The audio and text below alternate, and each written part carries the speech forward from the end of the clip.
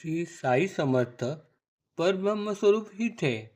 परे से भी परे वह परब्रह्म कहते हैं, लेकिन वह सर्वव्यापक है। इस सृष्टि के चराचर में वह अंतर्बाह्य भरा हुआ है। फिर उनका स्वरूप कैसा है, ये तो वेदों को भी बयान करना मुश्किल हो गया।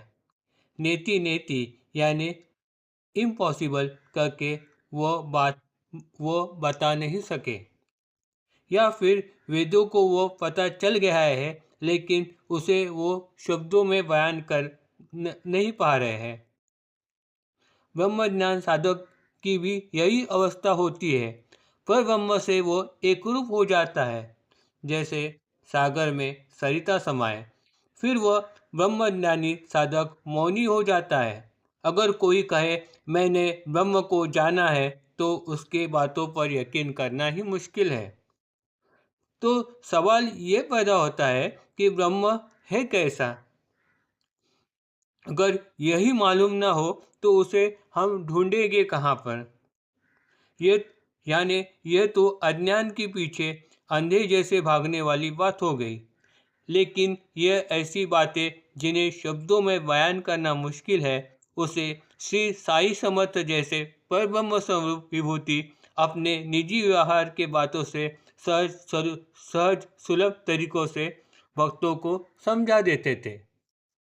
ऐसी ही एक आश्चर्यचकित कर देने वाली कथा श्री साई सच्चित्र के 16वें तथा 17वें अध्याय में आई हुई है।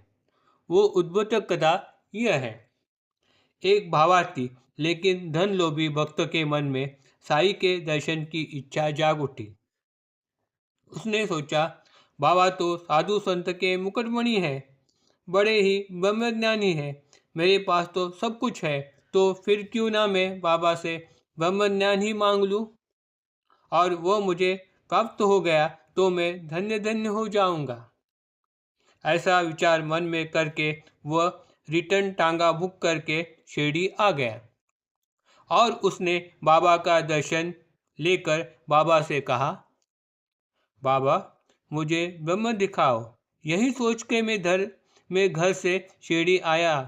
लोग कहते शिरडी कर बाबा, ब्रह्म दावे चुटकियों में, पूरी कर दो मेरी भी इच्छा जो मन में। बाबा ने कहा, ना धरो मन में चिंता, ब्रह्म दिखाओ तुझे पल में। फिर कर दूँ तेरी इच्छा, पूरी कर दूँ तेरी इच्छा जो है तेरे मन में। मेरे पास तो बहुजन आते, संतति संपत्ति व्याधि मुक्ति मांगते, तेरे जैसा तो लाखों में एक। ऐसा कहकर कुछ समय उसे वहीं पर बाबा ने बिठा दिया और वो बाकी बातों में उलझ गए, जैसे कि वो उसकी बातों को भूल ही गए।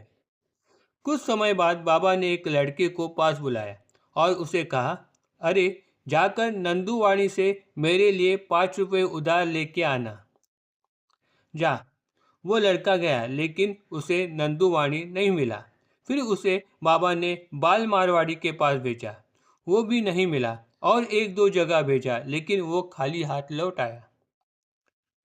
मज़े की बात तो यह थी कि जो भाभी बाबा से मिलने आया था, उसके जेब में 250 रुपये थे। फिर भी उसके मन में ये विचार नहीं आया कि क्यों ना मैं बाबा को 5 रुपये, वो भी उधार, कुछ समय के लिए दे दूं। उसका धन लोभ छूटे ना। उसमें भी उसे वापस जाने की जल्दी थी, इसलिए उसने वापस ब्रह्म दिखाने की इच्छा बाबा के पास प्रकट की। बाबा ने उसे कहा, अरे बैठे बैठे ही तुझे ब्रह्म दर्शन के लिए जो मैंने प्रयास किए, वो तुझे पता नहीं चले क्या? ब्रह्म प्राप्ति के लिए पंच प्राण, पंच ज्ञानेंद्रिया और उसके साथ अहंकार, बुद्धि, मन का त्याग करना पड़ता है। यह कहकर बाबा ने उसे ब्रह्मज्ञान प्राप्ति के लिए कितने कष्ट तकलीफें सहनी पड़ती है, उसका सविस्तर उपदेश किया। आखिर बाबा ने उसे कहा, ईश्वरी माया में फंसे हैं लोग, जो सर्पाभाती जन लोगों को चारों तरफ से घेरी हुई रहती है। कौन भला उससे बच सकता है? माया, मोह, ममता, लोभ जब तक ना छूटे, ब्रह्म कैसे प्रकटे? तुम बैठे बैठे तमाशा देखे, लेकिन 5 रुपये भी जेब से न छूटे। जब जेब में तुम्हारे 50 पट रुपए जो ठहरे, निकालो उसे बाहर। अरे ब्रह्म तो तुम्हारे जेब में ही पड़ा है। वह गुस्तवी शर्मा गया।